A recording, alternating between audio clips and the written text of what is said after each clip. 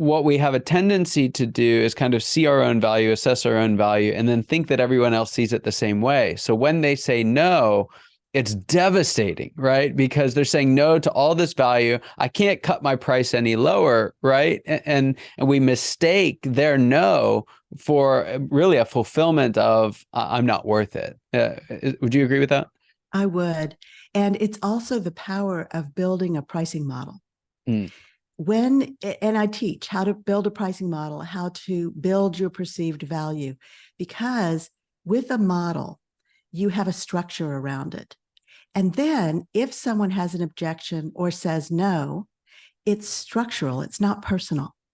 And you're right, especially for women, it becomes such a personal rejection. Yeah. When someone has an objection, and we hear it that way, or if they say no, or they say not now, or they say I'm checking with other vendors, then it feels extremely personal. Yeah. So being able to detach a little bit emotionally and talk about the structure of your pricing, this is how you price, this is the level at which you price, then it takes away some of that feeling so personal. Yeah. So some folks I've seen will come at it and maybe they don't have the confidence that they should have. And so they're like, well, what I'm going to do, I'm going to price myself low so I can get a couple reps under my belt and then I'll be more confident. Is that a strategy that you would encourage? When you're first starting out, yes, I think that's fine, because you have to find ways to get comfortable with selling or you will avoid it. Yeah.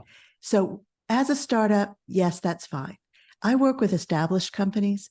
So by the time you've been in business, let's say 3 years, that strategy undermines your credibility.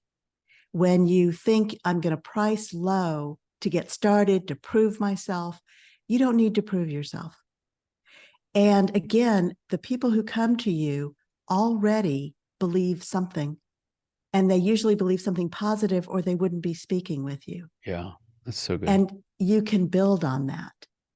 But again, you have to be confident to talk about yourself, your experience, your team, your network, all of the pieces that are valuable to your buyer. And often we forget about that.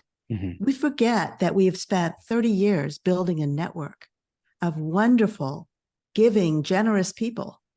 And that is part of the value we bring to our clients. So being able to talk about that and feel confident in what you're saying and how you're saying it, I think is really a critical piece.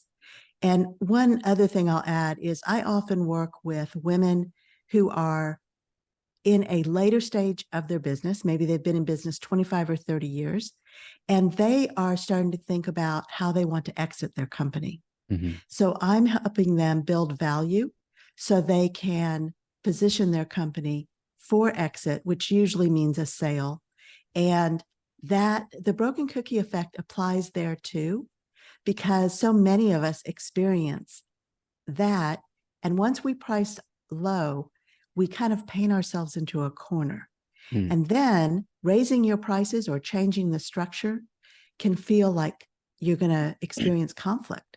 Yeah. Like people are going to push back. They're going to question you.